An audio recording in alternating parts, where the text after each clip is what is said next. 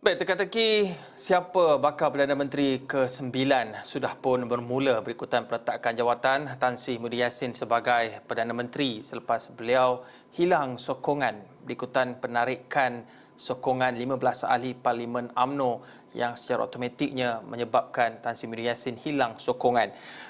Tetapi urusan pelantikan Perdana Menteri ini tidak semudah seperti dalam pilihan raya sebelum-sebelum ini. Kerana jika dilihat pada angka-angka jumlah sokongan mengikut blok-blok parti politik dan juga gabungan yang ada ketika ini, tidak ada seorang pun ahli parlimen yang memperolehi sokongan majoriti yang mencukupi untuk dilantik menjadi Perdana Menteri. Dan siapa pun pengganti Muhyiddin nanti perlu mendapat majoriti 111.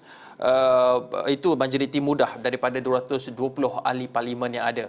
Dan proses ini mungkin mengambil masa yang panjang. Berikutan setiap ahli politik mempunyai permintaan, mempunyai perundingan mereka tersendiri. Tetapi setiap hari, setiap jam, setiap minit, setiap saat masa berlalu, akan ada lagi nyawa-nyawa yang mungkin terkorban kerana kita ketika ini sedang berhadapan dengan pandemik COVID-19. Dan akan ada juga mereka yang hilang punca pendapatan, tidak mampu menyediakan makanan di atas meja. Jadi pendek kata, perlu ada Perdana Menteri segera yang boleh menguruskan tiga krisis serangkai ini, iaitu krisis politik, kesihatan dan juga ekonomi dalam mendepani proses pemulihan negara ini. Tetapi rundingan ini tidak semudah yang kita sangkakan. Dan untuk itu saya nak bersama-sama membincangkan perkara ini bersama dengan Profesor Madya Dr. Sarah Chinasamy, itu penganalisis politik dan juga media sosial UiTM. Prof, kalau kita lihat apa perkara yang kita hadapi ketika ini, keadaan kita ketika ini memerlukan seorang pemimpin yang memerlukan sokongan yang boleh memberi kerjasama dan menerima kerjasama daripada pelbagai pihak untuk kita keluar daripada krisis ini. Betul, kita sudah berada di landasan dan sedang bergerak ke hadapan dengan kadar vaksinasi dan juga pemulihan ekonomi yang sedang berjalan dengan pelbagai suntikan keuangan diberikan. Tetapi pada pandangan Prof, ciri-ciri pemimpin yang perlu dipertimbangkan jadi Perdana Menteri mengikut kebijaksanaan si Paduka Baginda Yang Tuan Agong dan mungkin boleh memberi kita sinar harapan bahawa kita keluar daripada krisis ini. Saya melihat keadaan ini dalam satu keadaan di mana agenda rakyat perlu diutamakan di sini, iaitu pandemik COVID dan bukannya berhubung dengan berpolitik. Jadi di dalam keadaan ini kita memerlukan seorang pemimpin yang benar-benar menjaga kebajikan, keselamatan dan kesejahteraan rakyat di dalam kita mengharungi pandemik COVID-19. Dan kita melihat banyak jenis cadangan yang telah dilontarkan sejak semalam sehingga hari ini, dan pelbagai cadangan seperti war cabinet dan sebagainya telah diutarakan. Jadi kita melihat banyak komen-komen yang telah dilontarkan di dalam platform media sosial. Bagi saya melihat bahawa mekanisme cara pengurusan pandemik COVID-19 ini telah pun disediakan daripada awal sejak Mac tahun dahulu sehingga sekarang, dan pada hari ini kita melihat Majlis Keselamatan Negara NAKMA yang sebelum ini di bawah pengurusan Rizwan Ahmad umpamanya, dan juga program vaksinasi negara di bawah YBKG umpamanya sebelum ini, dan kita melihat proses-proses implementasinya sudah pun, platform-platformnya sudah pun telah diletakkan. Cumanya kita perlu menguatkuasakan apa yang telah diwujudkan oleh Kerajaan Perikatan Nasional, umpamanya Pelan Pemulihan Negara.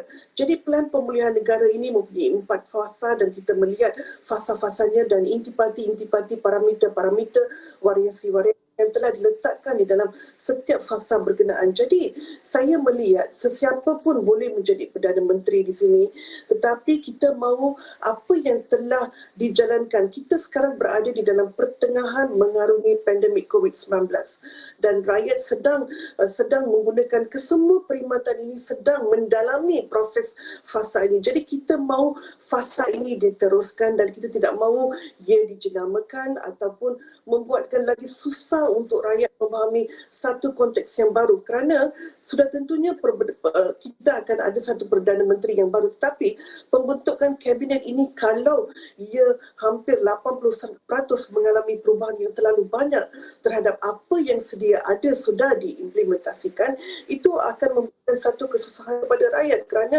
rakyat kalau kita lihat sejak post 2018 pilihan raya dahulu, dan kita melihat kita sudah melalui pelbagai episod di dalam adegan politik ini, dan kita melihat pada tahun lalu umpamanya Februari kita mengambil masa hampir 2 minggu untuk Perdana Menteri yang baru, tetapi dalam keadaan sekarang ini Prime Minister caretaker ini Prime Minister caretaker ini mempunyai limitasi dari segi eksekutif kuasanya. Jadi, ia perlu dipercepatkan, tetapi pada masa yang sama, kita perlu melihat pemimpin yang benar-benar menjaga kebajikan, keselamatan dan juga kesejahteraan rakyat, dan tidak ada banyak perubahan terhadap program-program dan insentif-insentif yang telah dilaksanakan oleh Kerajaan Perikatan Nasional, kerana kita tidak mahu meletakkan rakyat di dalam satu keadaan di mana kita sedang mengarungi satu keadaan yang susah untuk mengarungi situasi ini. Tetapi apabila berlaku pembaruan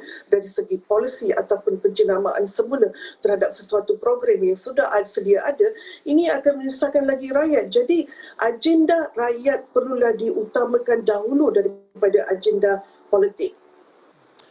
Prof, mengubah game plan ketika masih lagi dalam permainan ataupun dalam sebuah perlawanan itu mungkin sesuatu yang baik ataupun mungkin tidak baik. Banyak kemungkinan atau possibility yang muncul, dan kemungkinan atau possibility itu jugalah yang sering diperkatakan apakah bentuk kerajaan yang bakal dibentuk nanti. Ada yang mencadangkan kerajaan perpaduan, kerajaan minoriti mengikut dengan confident and supply agreement. Malah ada juga yang mencadangkan pembentukan kabinet mirip war cabinet seperti yang dicadangkan oleh Presiden UMNO, yang menyatakan bahawa beliau mencadangkan pembentukan kerajaan baru yang stabil dengan kabinet berkesan mirip war cabinet. Betul, war cabinet itu satu istilah yang baharu, tapi ini bukan perkara yang baharu dalam dunia sains politik ataupun dalam lanskap demokrasi. War cabinet ini, kalau mungkin buat permulaan Prof boleh jelaskan secara ringkas apakah yang dimasukkan dengan war cabinet, kerana di peringkat permukaan surface war cabinet ini seperti yang pernah dilakukan oleh Winston Churchill sebelum ini ketika mendepani Perang Dunia Kedua. Tapi sekarang ini kita tidak berperang dengan mana-mana negara ataupun mana-mana pihak, tapi yang kita berperang adalah dengan musuh yang tidak nampak, iaitu COVID-19.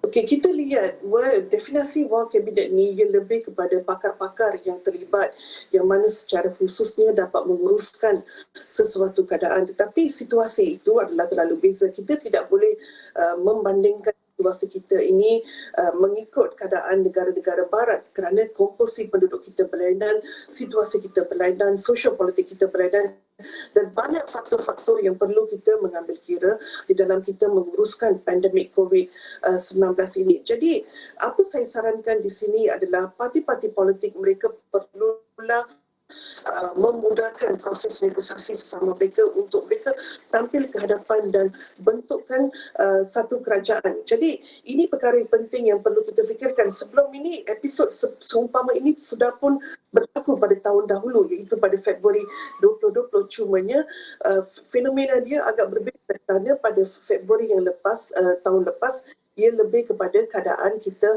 berada di dalam ambang permulaan penularan COVID. Tetapi sekarang ni kita betul-betul berada di dalam keadaan krisis COVID ni, di mana kita sedang mengharungi penyakit ini setiap hari. Jadi di dalam keadaan situasi ini, satu keputusan perlulah diambil oleh ketua-ketua parti dan ahli-ahli politik. Mereka perlulah bekerjasama untuk mencapai kata sepakat. Dan kalau kita lihat, dahulunya sudah dilontarkan cadangan berhubung dengan kerajaan perpaduan, dan juga banyak bentuk cadangan-cadangan baru yang telah dilontarkan, dan juga ada juga cadangan yang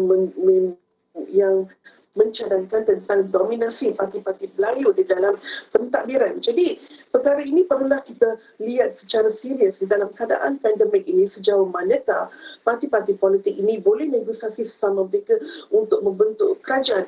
Mungkin Perikatan Nasional boleh memberikan ruang kepada UMNO untuk membenarkan beberapa pos. Jadi kita perlu tahu bagaimana negosiasi ini berlaku antara parti ini. Jadi proses ini tidak harus diambil secara lambat, dan kalau boleh ia tidak boleh membebankan rakyat dari segi krisis politik yang berpanjangan, dan ia banyaknya bergantung kepada kebijaksanaan yang di Pertuan Agong untuk memilih pemimpin yang benar-benar menjaga kebajikan dan mampu menajui keadaan sekarang. Jadi apa yang ingin saya tekankan di sini adalah apa-apa yang telah diberikan, yang sedia ada itu tidak haruslah diubahkan, kerana apabila kita wujudkan satu war cabinet yang baru, ia sudah pastinya akan memberikan impak dari segi policy. Ia akan terus memberikan impak terhadap pelbagai perkara yang sudah dilaksanakan sebelum ini. Jadi kalau boleh permudahkan, dan kalau boleh kita kekalkan apa yang ada lama, cuma penguatkuasaan dari segi pelaksanaan dan juga penyampaian mekanisme maklumat sehingga peringkat akar umbi terhadap rakyat yang duduk di kawasan pedalaman kampung supaya tampil di hadapan untuk mendapatkan proses vaksinasi. Ini semua perlulah kita fahami, dan pada masa yang sama pelan pemulihan negara yang telah diungkitkan oleh kerajaan perikatan sebelum ini perlulah dilaksanakan, kerana hampir 11 industri telah dibuka semalam, dan kita lihat ada negeri yang di peringkat fasa pertama, peringkat fasa kedua. Jadi kita tidak mahu dengan idea-idea untuk mewujud ambitious dalam bentuk kata kabinet baru. Kita tidak mahu berlaku perubahan, dan ini akan membabitkan menggugatkan semua SOP-SOP, semua perkara yang telah dilaksanakan sebelum ini. Jadi kalau boleh konsensus itu capailah dengan cara yang baik, dengan cepat, dan mempermudahkan proses yang sedia ada. Dan kita pun lihat 87 juta vaksin telah ditempa, dan pada masa yang sama permudahkan rakyat Malaysia untuk mengharungi pandemik COVID-19 ini. Prof, secara ideally itulah yang kita mungkin harapkan, tidak ada sesuatu yang baru tetapi bergerak seperti biasa, dan segala program-program atau pelan pemulihan itu dapat berjalan dengan lancar. Tetapi hakikatnya dengan kedudukan realiti semasa sokongan ketika ini, wujud pelbagai senario gabungan parti A dengan parti B ataupun formula gabungan yang memerlukan konfigurasi politik ataupun mungkin penjajaran politik bagi mewujudkan sebuah kerajaan yang lebih stabil. Dan salah satu kaedah untuk mendapat atau mewujudkan kerajaan yang stabil itu adalah melalui sebuah perjanjian keyakinan dan juga pembekalan ataupun confidence and supply agreement. Confidence and supply agreement ini pun mungkin tidak pernah dibicarakan di kalangan rakyat, dalam kalangan rakyat Malaysia dalam tempoh 2 tahun yang lepas, tapi mula dibicarakan. Tapi ini bukan sesuatu yang baharu, kerana kalau kita ambil konteks di luar negara, kita ambil contoh negara yang pernah menjajah kita, United Kingdom ataupun Britain dulu, kerajaan konservatif pimpinan Theresa May mempunyai ataupun mempunyai CSA agreement ataupun confidence supply agreement ini dengan kerajaan DUP, itu pasca Brexit, dan akhirnya Theresa May menjadi Perdana Menteri dan boleh bergerak ke hadapan dengan pelan selepas Brexit. Kalau di Johor pula kita ambil konteks di dalam negara ini, dalam belanjawan 2021 ketika itu Menteri Besar Dato' Insinyur Hasni Mohamad mungkin berdepan risiko menjadi Menteri Besar tersingkat ketika itu, memandangkan keadaan jumlah kerusi ataupun majoriti yang sangat tipis, hanya 2 ataupun 3 kerusi, tetapi mereka mewujudkan CSA antara dengan pihak pembangkang, dan yang kalau kita lihat secara ringkasnya, setiap adun dalam negeri Johor, 56 orang adun itu mempunyai peruntukan yang sama rata, 200,000. Mula-mula 50,000 sebelum ini, kemudian jadi 150,000, dan ditambah lagi dalam belanjawan 2021 jadi tambah lagi 50,000 jadi 200,000. Dan CSA-nya, Speaker Dun Johor masih lagi Speaker kerajaan yang lama Pakatan Harapan, iaitu Suazan Kayat, dan tapi Menteri Besarnya daripada Perikatan Nasional, UMNO, dan ini antara contoh-contoh CSA sebenarnya. Tapi dalam keadaan kita ketika ini juga, Tan Sri Muhyiddin Yassin sebelum meletakkan jawatan turut menawarkan 7 tawaran yang boleh dianggap sebagai CSA. Tetapi ramai melihat tawaran itu sudah terlambat selepas dah tak ada majoriti, hanya sekadar tawaran yang dibuat untuk menyambung hayat politiknya. Itu yang disebutkan. Tetapi bagaimana untuk kita bergerak ke hadapan melihat dengan tidak ada sokongan yang kukuh ataupun jumlah angka yang mencukupi antara parti-parti gabungan parti-parti ini untuk membentuk kerajaan, CSA ini mungkin boleh menjadi game changer untuk wujudnya kerajaan yang lebih stabil dengan memberikan sokongan terhadap beberapa perkara. Bagaimana pandangan Prof?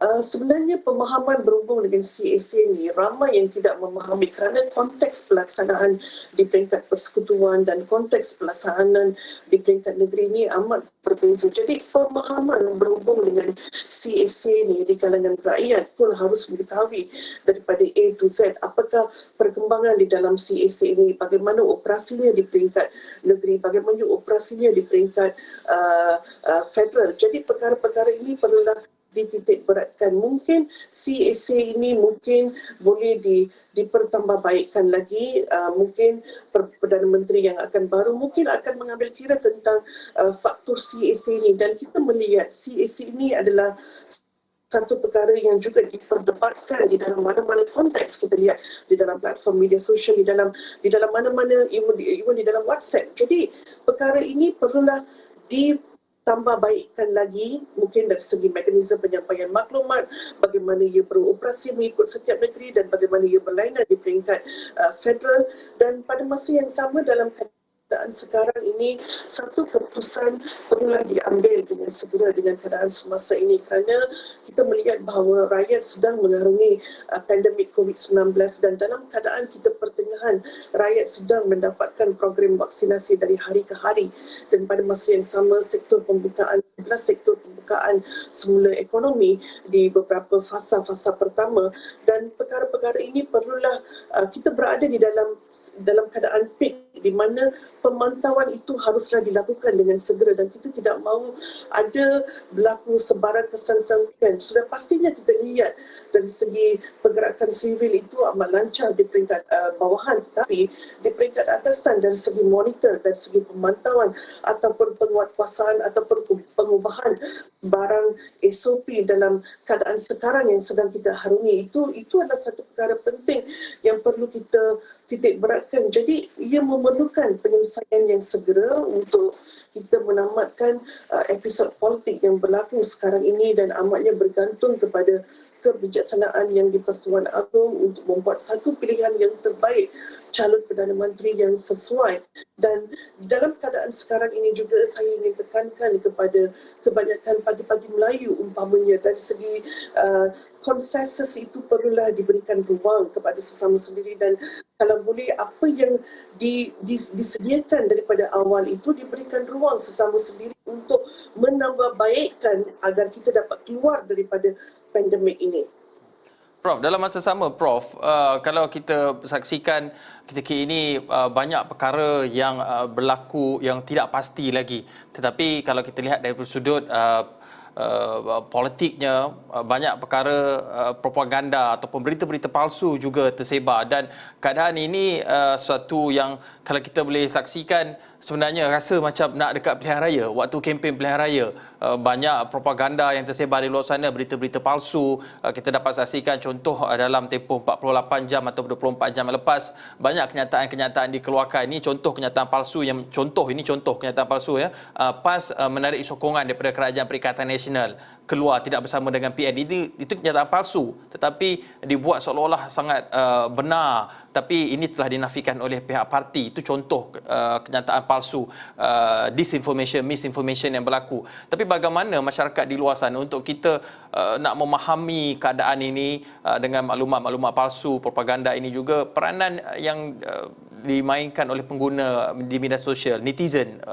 Bagaimana mereka boleh mengasingkan, membezakan, memahami antara di mana satu propaganda ahli-ahli politik ataupun parti-parti politik ini mengikut kepentingan mereka sendiri dan juga perkara yang benar, kerana akhirnya sebelum apa-apa berlaku, walaupun ketika ini rakyat mungkin tidak ada sebarang peluang ataupun suara langsung, tetapi suara itu akhirnya akan kembali diserahkan kepada mereka dalam pilihan raya umum ke-15 nanti, dan mereka perlu membuat very well informed decision. Tetapi bagaimana mereka boleh memahami bahawa ini propaganda, ini palsu, ini tidak benar, dan inilah faktanya, Prof. Kita kena ambil iktibar daripada apa yang berlaku pada tahun dahulu, Februari 2020, selepas Tun Dr. Mahathir meletakkan jawatan, dan kita melihat dalam tempoh selepas Tun Dr. Mahathir meletakkan jawatan sehingga satu pelantikan baru iaitu Tan Sri Muhyiddin dilantik sebagai Perdana Menteri, kita melihat di dalam tempoh 1 ke 3 minggu itu adalah tempoh yang begitu crucial, saya katakan, di terlalu banyak sangat maklumat yang dimasukkan di dalam platform-platform media sosial dan terlalu banyak sumber-sumber sekunder dan juga banyak fakta-fakta alternatif termasuk juga daripada sains berupa daripada parti-parti politik. Jadi kita telah menjadi satu keadaan di mana kita terlalu muak dan kita terlalu penat sangat dengan episod-episod politik yang berlaku di negara kita. Jadi kita ambil iktibar apa yang berlaku pada tahun dahulu, Februari. Jadi buat masa sekarang ini, perkara yang ingin saya sarankan di sini adalah sebarang tularan berita palsu berhubung dengan ahli-ahli politik, berhubung dengan parti-parti politik. Parti-parti politik itu haruslah memantau ataupun membuat penglabelan segera agar ia tidak membina persepsi yang berpanjangan di kalangan rakyat yang mana boleh mewujudkan kekeliruan ataupun kemarangan ataupun berasa muak terhadap apa yang berlaku sekarang. Jadi ini perkara penting yang perlu diambil oleh ketua-ketua parti, ahli-ahli parti dan juga parti-parti politik. Jadi sebarang tularan berhubung dengan sama ada mereka telah memasuki grup A ataupun mereka telah memasuki grup B ataupun mereka telah alliance dengan berjumpa sekian dan sebagainya. Jadi perkara-perkara ini perlulah kita hentikan. Kalau boleh, buatlah labelan sekiranya tidak wujud, buat labelan dengan segera. Dan kadang-kadang informasi yang ditularkan ini akan menimbulkan satu perasaan kurang senang di kalangan rakyat. Kita mahu untuk menamatkan episod-episod politik yang berlaku sekarang ini, dan kalau boleh kita mahu tamatkan juga belenggu pandemik COVID-19. Jadi untuk itu saya nasihatkan rakyat juga pada waktu ini, silalah periksa sumber logo dari mana anda mendapatkan maklumat. Sekiranya ia tidak pasti, jangan kongsi. Dan pada masa yang sama, penularan maklumat palsu di dalam WhatsApp, sama ada dalam bentuk foto ataupun dalam bentuk sebarang bentuk teks, sekiranya tidak pasti, jangan sebarkan. Jadi perkara ini perlulah dipikul dengan berat oleh semua pihak, terutamanya ahli-ahli politik dan parti-parti politik, di dalam keadaan anda berada di dalam proses negosiasi ataupun membentukkan majoriti. Jadi seperti yang saya katakan tadi, proses ini mungkin akan mengambil masa, tetapi pada masa yang sama jangan memudaratkan keadaan lagi dengan keadaan penularan maklumat yang tidak betul dan cantas segera. Baik, terima kasih Profesor Mahida Dr. Sarah Cennasamy, penganalisis politik dan juga media sosial UiTM, berkongsi pandangan daripada pelbagai sudut, daripada model kerajaan bagaimana yang perlu dibentuk, yang boleh dibentuk ketika ini, dan juga peranan yang kita sendiri boleh mainkan dalam usaha kita mengekang berita palsu ini, kerana ketika ini propaganda naratif yang dibawa oleh pihak-pihak tertentu sangat berleluasa untuk mereka memenangi sekurang-kurangnya persepsi terhadap mereka di dalam kalangan warganet ataupun rakyat. Baik, terima kasih sekali lagi Profesor Mahida Dr. Sarah Cennasamy. Kita akan berhenti seketika.